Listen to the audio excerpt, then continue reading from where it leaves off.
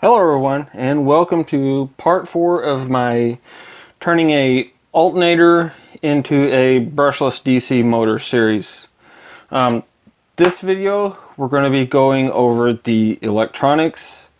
We're going to go over the schematic of everything, of all the parts that I hope you gathered up that I listed in this last video, and we'll be building that on a breadboard. So first thing off, let's get down to the schematic. Now, one of the parts we needed was a 2N 2222A transistor. Now this little guy, for the schematic,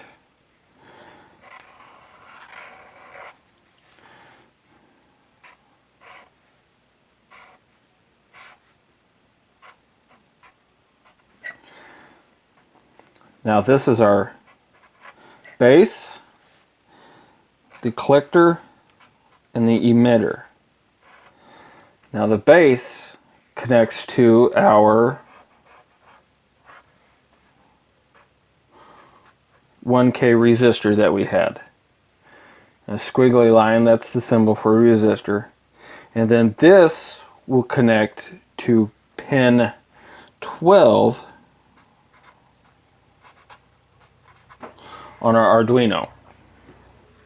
Now, on the collector side of our transistor, we want this to connect to our 12 volt power source, whether it be a actual power supply or a battery, as long as it's 12 volts.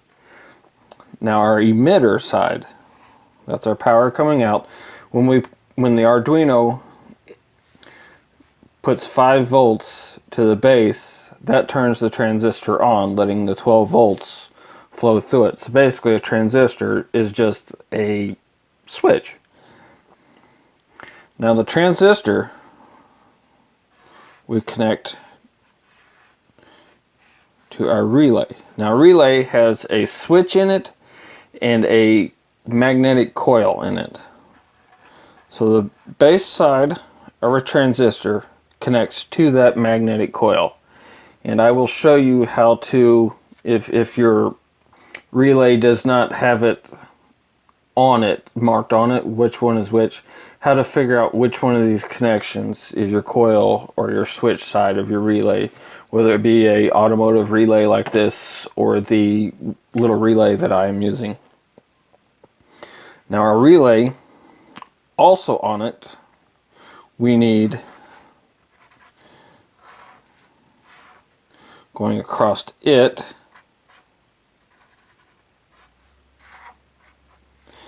this is our diode. Now our diode was a 1N4007.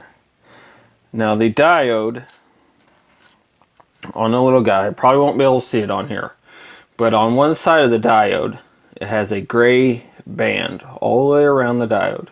Now that is the negative side. So the diode is basically a check valve. It only lets the electricity flow through it in one direction. So it goes from the side without the band to the side with the band. So the band is on our negative side. So in our schematic, this will be our side without the gray band, and then this will be the side with the gray band.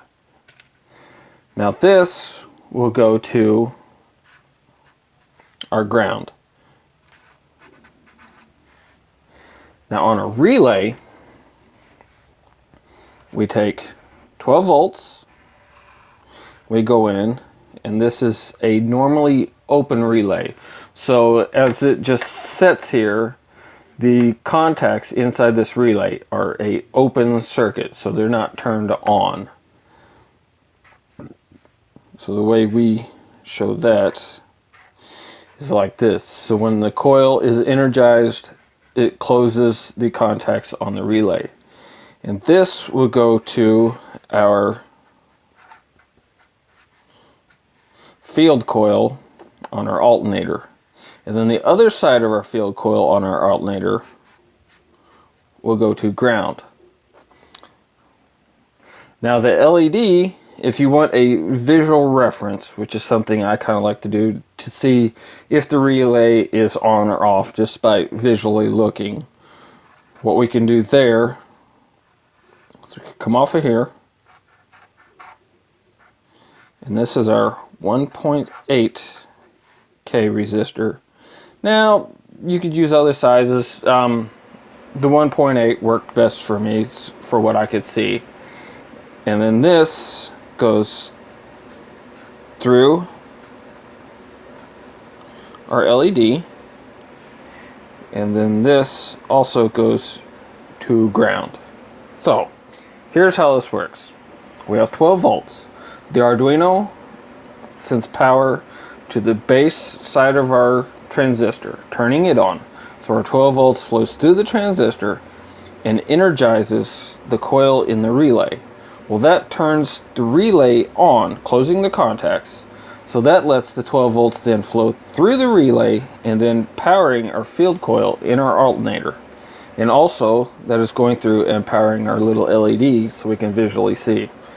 Now, the diode on this side of the relay, on our coil side, that is called a flyback diode. Now that's just some simple protection.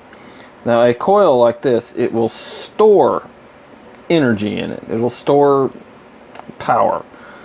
So when this is shut off, that stored energy has to have somewhere to go. So without this, you stand a chance of it going back and frying our transistor, or even worse, our Arduino, which we do not want to do. So this little diode on that side of our relay, that protects against that. It just gives that somewhere to go where it's dissipated off. So this is our schematic, and now we're going to build this onto a breadboard. So we'll slide this over here for our reference, and I'll take a good picture of this, and at the end of the video we will show it. Now, here is our transistor. Now, if you look at the top of this transistor, it is only half round. So, looking at that side of the transistor, so let's say this is a very poor three-dimensional drawing of it, all right? We're looking at the transistor at the flat side of it. You'll have our three connections coming off of it. Our three connections are the emitter, the base, and the collector. Now, if you do not get these connected right, it will either not work, or you'll cook the little transistor and you'll need a new one.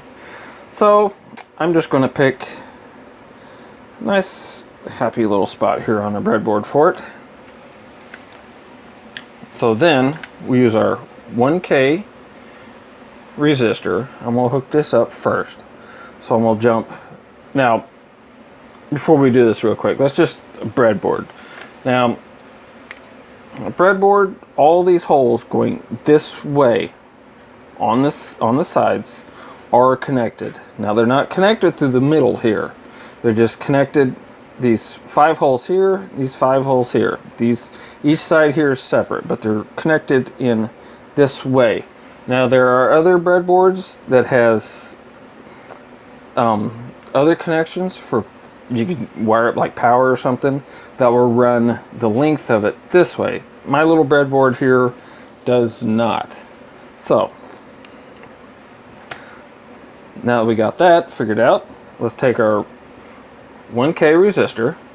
Now, 1K resistor has the color bands on it. So if you're looking for it, a 1K resistor is a brown band, black, red, and then on the end you always read it with the gold band to your right. So it would be brown, black, red, and then the gold band. That's for our 1K resistor. Now, our resistor, it doesn't matter which way you put it. We're going to connect it to the base, which is the center pin, And I'm just gonna put that somewhere there. Now, I have these handy little breadboard jumper wires. You don't need wires like this, but they are super cheap. So I'm gonna put this wire here. I'm gonna remember that this yellow wire, this is to our pin 12 on our Arduino. So I'm just gonna go ahead and run this over here to pin 12.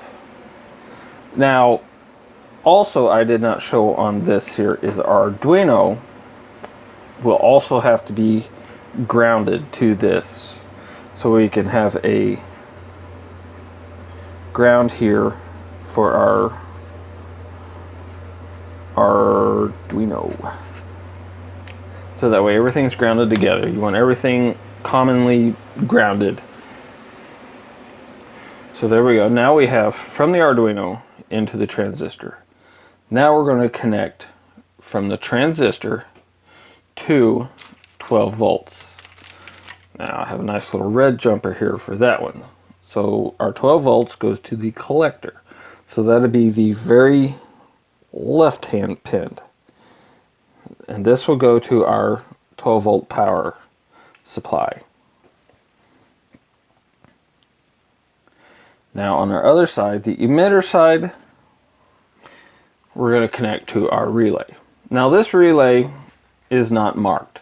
This one is. I don't know if we can see that quite right, but most of these automotive relays will have the contacts numbered.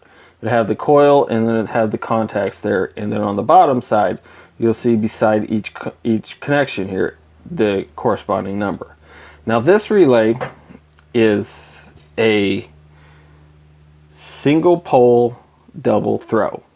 Now I know this relay for a fact that these two outside connections, that is our coil, our magnetic coil. And then I know that this connection is our common connection. So that's what we would connect our 12 volts into most commonly. Now the other two connections, one is normally open, so as it sets here, one connection is open, so off.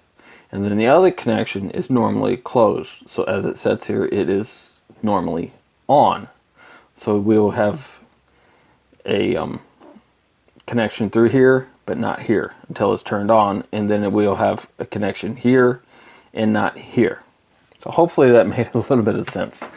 Now, how to identify it. This little relay I have here, I do not know what connection is which. So I'm gonna get out my meter here and I'm gonna check it. I'll take these two pins, and I have no connection there, so good chance that is the switch part of it. And then this side, yep, I have a connection through this side. So this side's my coil, and this side is the switch of the relay. Put that away. So I'm going to take it and just place it here anywhere. The nice thing about having this section in the middle where one side's not connected to the other is I can put the relay in here, and I know that this will be my coil side and this will be my switch side. So I will want a jumper to go from the emitter, which is the right hand pin of our transistor, into our one side of our coil on our relay. Now this relay also has to be grounded. So, oops, let's use, here we go, black wire. This is going to be our common ground. Now, our diode. Now remember, the power will flow from the side without the gray band to the gray band. So the gray band is the negative side of it. So I know that I'm going to have it. Just going to put it right here on the outside. That'll give our transistor some protection against being burnt up. I've did a lot of things powering motors and whatnot without a diode like that and had no problems. But I'm just going to add it right now just to show you how to do it right. Okay, our ground, our 12 volts, and our signal. So far so easy. So now we're going to connect our 12 volts to one side of the switch in our transistor. So this wire here, this is our 12 volts. So I'm going to connect to it and then connect to one side of my relay. Now then, I'm going to use a white wire here. This white wire will be our 12 volts out to our field coil. This is going to be what powers our field coil. Alright, sorry about the change in light. I'm having technical difficulties with one of my lights. So, where were we? Let's connect up our LED. Now our LED is just a visual reference for when the relay is on or off. And I mean, it's an optional thing. You don't have to do it, but it's a personal preference of mine. I kind of like to have it. Now, the first thing we'll need is our 1.8K resistor. Now the color code on a resistor, now remember this is with the gold band on the right. Our color code on it is a brown, blue, red. Now that's for our 1.8K resistor. So now I'll be putting it on the output side of our relay. Now that's the side that connects to the field coil. So I'll connect this up in here. And then our LED. I have a little 5mm green one here. And the LED has two legs on it. It has a long one and a short one. The long one is the positive side of the LED, and the short one is the negative side. Now, if you hook this up and your LED does not come on, it's either more than likely it's backwards. Just pull it out and flip it. It does not hurt it one bit, or you just have a bad LED, which I have run into that. So the long leg connects to the resistor. Now the other side of the LED, I'm going to be connecting up to our ground wire. So now that we have all this done, there's one other part we need to talk about, and that is our 10K potentiometer. Now, to figure out what potentiometer is what, most of them, either on the outside here or on the very, very back, it'll have stamped on it someplace. So this one here, right here, has a 10K stamped on it. So, our potentiometer, let's go back to our schematic here. It's like this. So potentiometer is it's an adjustable resistor. That's all it is. So we have the center pin. Now the two outside pins, it doesn't matter which one you connect to, positive or negative. So we'll go on this one here. We'll call this one the positive, and then this outside pin our negative. So we'll have 5 volts from the Arduino, and on this side we'll go to ground. And then this side here, we're going to connect it to pin A0 on the Arduino. Alright, now the potentiometer, I'm just going to stick it anywhere in here. And this here is what we would use to adjust our speed of our motor. So our center pin on the potentiometer, it connects to pin A0 on the Arduino. And then my left hand pin, I'm going to connect to 5 volts. And my left hand pin, I'm going to connect to my ground. Alright, since this is our ground wire, I'm going to connect it to one of the ground pins on the Arduino. Now that's our grounding the Arduino to everything here. Now let's go over our wires. This connection, my red connection, this is connecting to the transistor. That's my 12 volts positive. This white wire, this one, is going to the positive side on my field coil on the alternator. And then my connections here is I have the center pin of the potentiometer to A0. I have all the grounds connected together, and they're going to a ground pin on the Arduino. And then I have another 5 volt wire that's going to the other side of my potentiometer. And then over here on pin 12, that is connecting to the resistor that is connected to the base side of my transistor.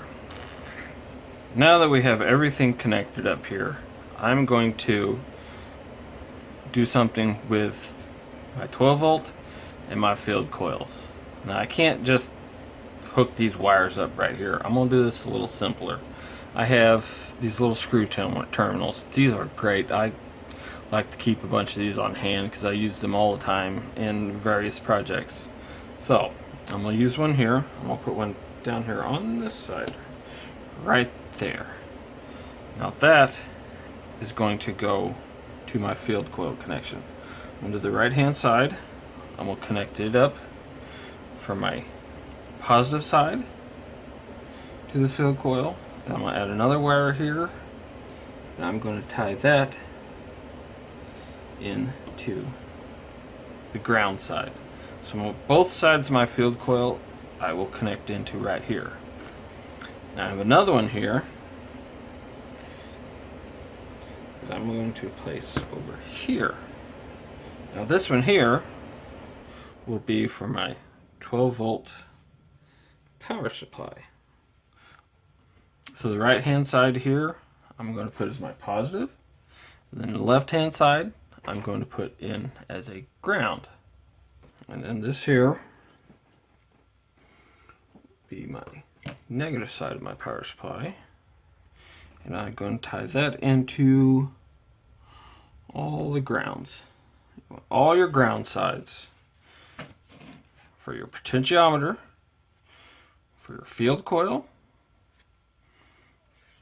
for the ground side of your relay, and then the ground to your Arduino. You want all of them connected together. Everything has to be grounded together. So basically this is it. All that we have left to do is